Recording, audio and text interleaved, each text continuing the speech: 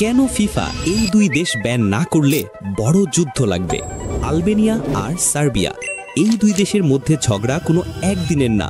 2014 সালের world cup qualifying রাউন্ডে যখন দুই টিম ফেস করে, সবাই জানতো এই ম্যাচে ঝামেলা লাগবেই। ম্যাচ চলার সময় হঠাৎ এক ড্রোনে করে উড়ে আসে আলবেনিয়ার পতাকা। তাতে লেখা ছিল গ্রেটার আলবেনিয়া। বাট এই পতাকার পেছনে একটা রিজন ছিল।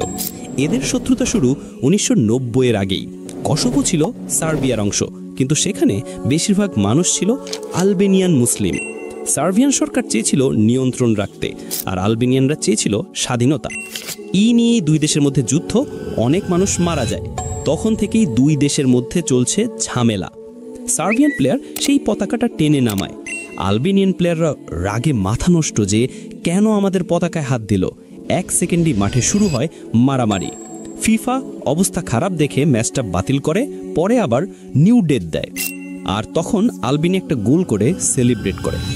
ওই দিন আলবেনিয়া উইন হয়, আর সারা দেশে আলবেনিয়ানরা পাগলের মতো সেলিব্রেট করে।